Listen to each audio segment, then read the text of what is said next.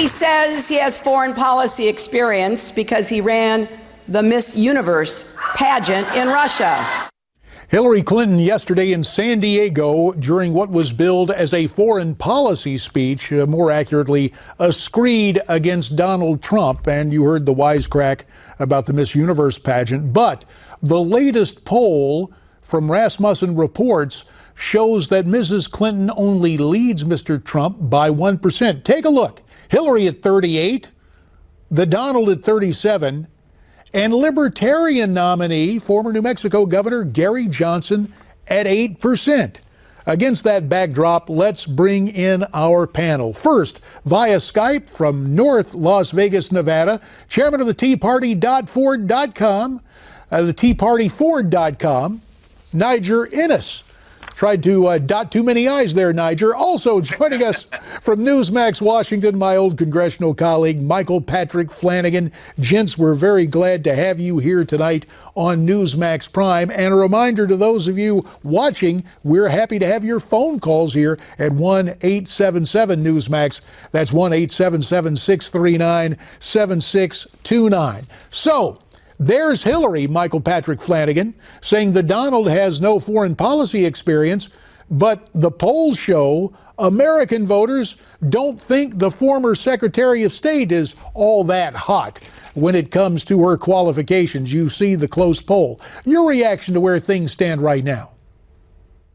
I don't know. I can't think of anything Hillary has ever done in her life where she had 100 people, like in a beauty contest, liking her like they like the Donald. So I think she's running behind there all the way around. I think she has no foreign policy experience. Wait a minute, you're booking, I see what you're doing. You're trying to get a gig judging the Miss Universe pageant. I'm wise to you, Flanagan. I see what's happening right now. I love you, JD, but I'd drop you like a hot rock to do that. Anyway, now I think the long or the short of it is crooked Hillary. I'll borrow the term. Is sinking fast. She's drowning in her past, in herself, and in her own inability.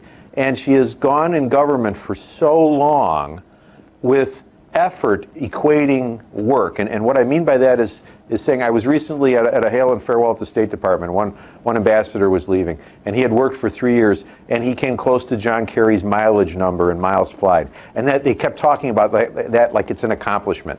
He flew hundreds of thousands of miles every year. It was an incredible achievement. In any other endeavor except government, the next question would be, my, that's an awful expense. What have you got to show for that? But in government, that's a success all by itself. Yeah. Just that level of effort is a win. And that's all Hillary's got, plus a handful of dead people in Libya and an assortment of other tragic failures. And now she actually has to come against somebody who has real live, there's a building, there's a bridge, there's stuff I've built, there's successes, and she doesn't know what to do with it. All right, let me turn to something else in this poll, Mike, and let me get Niger in on this. You take a look at the poll. There's Gary Johnson at 8%. Now, in a race this tight, Niger, wow, the Johnson constituency could play a pivotal role. Who gains from Gary on the ballot? Who gets hurt with the former governor of New Mexico there for the Libertarians? Well, I think traditionally Republicans like myself, maybe Michael, maybe you too, JD, have been very fearful of the Libertarian branch of the Republican Party splitting off from the party. And the thought, traditionally speaking, would be that the Libertarians would take much more and be much more of a threat and a danger to the Republicans than to Democrats.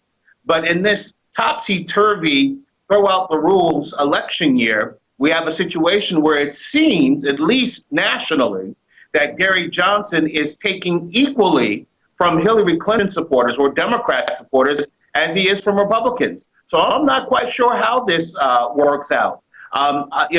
My instinct, I've got very strong libertarian leanings on many issues. Don't agree with them on everything, but on many things, certainly fiscal issues, I'm quite libertarian.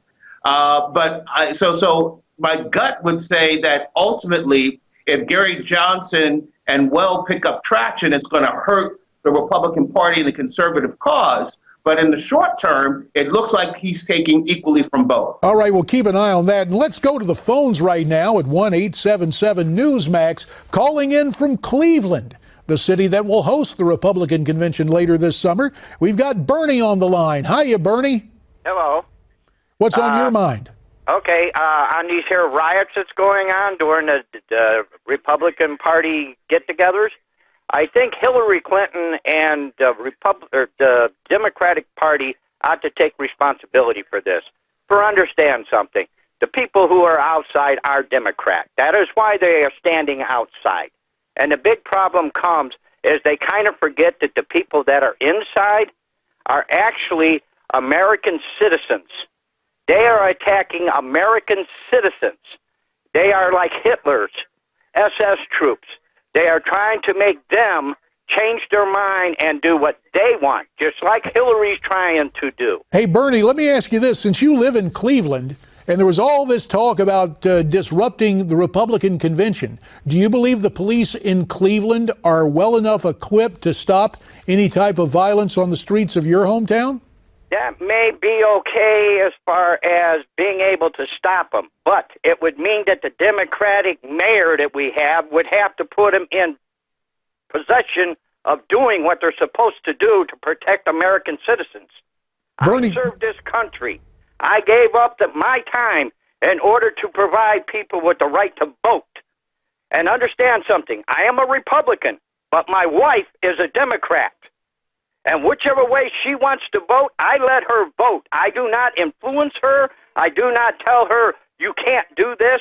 That is not what it is about. It is about being able to vote your own way. and might I add, Bernie, in addition to thanking you for your service, that's constitutional, because by so doing, you ensure domestic tranquility in your house. Bernie, we thank you for the call and the number of observations tonight. Michael Patrick Flanagan, as a Chicagoan, listening to Bernie talk about Cleveland and some of the stuff that goes on there, sounded to be a little bit worried if the mayor and the cops would really step up and enforce the law. But Cleveland ain't Chicago, is it? Well, if it were in Chicago, Rodham would let the riots happen and then blame Trump, just like they did in California. It's a terrific ploy, and the press won't call the liberal politicians on this, particularly big city pals. And it's wrong. It's just wrong. There is no way you can blame the victim. And in this case, the victim isn't even the candidate. It's the people who came to hear the candidate are getting beaten and have things thrown at them, and the mayor has the temerity to blame them.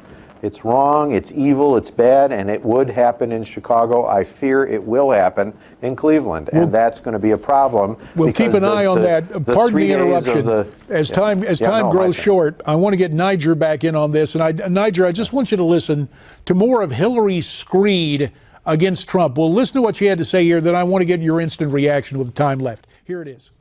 He is not just unprepared.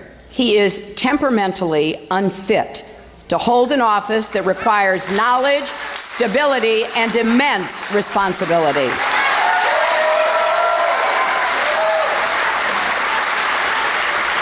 This is not someone who should ever have the nuclear codes, because it's not hard to imagine Donald Trump leading us into a war just because somebody got under his very thin skin. All right, Niger, you heard that. What is this, pot, meat, kettle?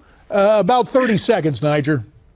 Well, it's ironic as heck that Hillary Clinton, who put our national security at risk by exercising a personal privilege that she did not have, and putting the State Department, if you will, important State Department secrets via email in her home, in her private home, which could have been hacked by the Chinese, the Iranians, or any one of our potential competitors or enemies. That is definitely the pot calling the kettle black. And in the few seconds I have left, let me let Bernie and your other listeners know that the Black Lives Matter, George Soros activists will not be alone out there in Cleveland. Tea Party Forward plans to combat them. And we will bring you back to talk about that, Niger. Our time grows short. Thank you for your time. Michael Patrick Flanagan, thanks to you. Wherever you're watching, stay with us. There's more to talk about as Newsmax Prime continues.